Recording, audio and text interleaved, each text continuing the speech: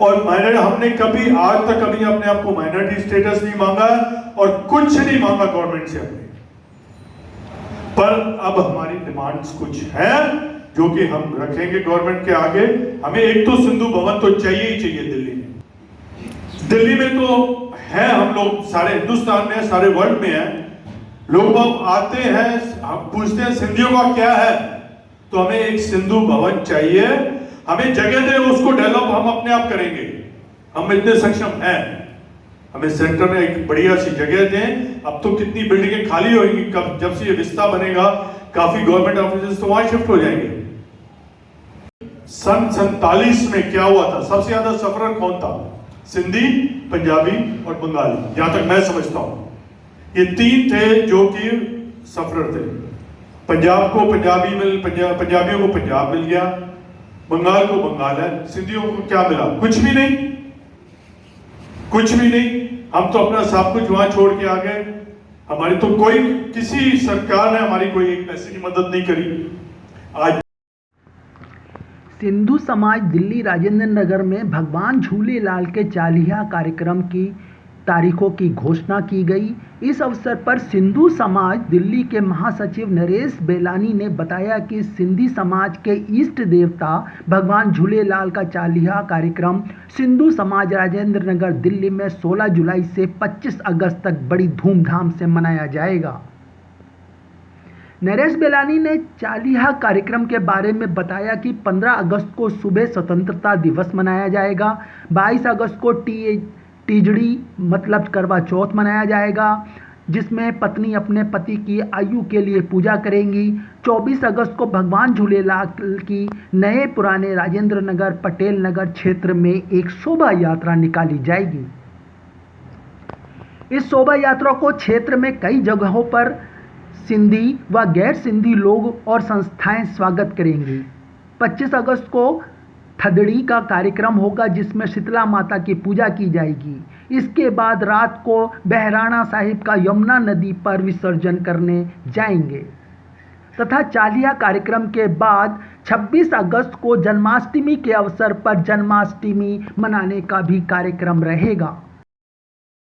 16 से 25 तक अगस्त तक जो चलेगा, उसमें आपकी क्या ऑप्शनल है और क्या क्या रखा है आपने और क्यों मनाया जाता है?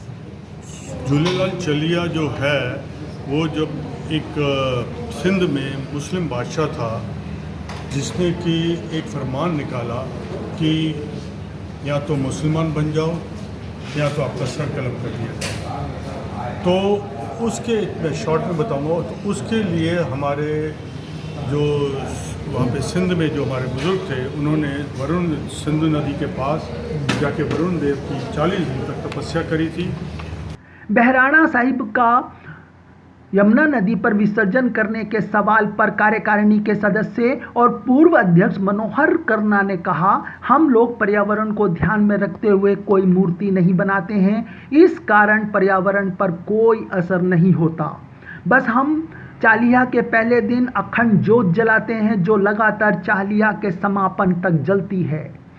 उस ज्योत के साथ मछली के खाने योग्य सामग्री जैसे आटा, फल वगैरह के साथ यमुना नदी पर विसर्जन करने जाते हैं। इसलिए विसर्जन पर पर्यावरण का कोई असर नहीं पड़ता।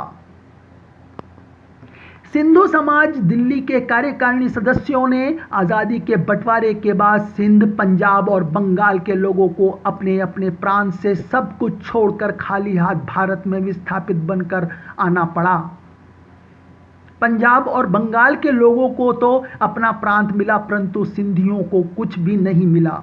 बस इस 75 सालों में प्रांत यादों को जिंदा रखते हुए अपने आप को संभालने में गुजर गए, क्योंकि हम सिंधी लोग खुददार और शांत स्वभाव के रहे हैं। इसलिए कभी भी हमने किसी से कुछ भी नहीं मांगा, पर अब हम अपने इतने सक्षम हो गए हैं कि सरकार से अपना हक मांग सकते हैं।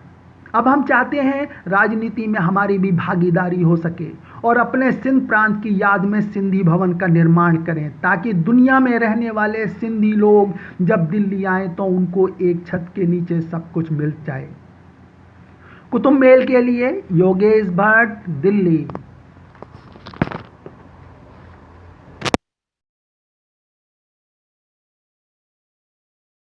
Subscribe now and press the bell icon. Never miss an update.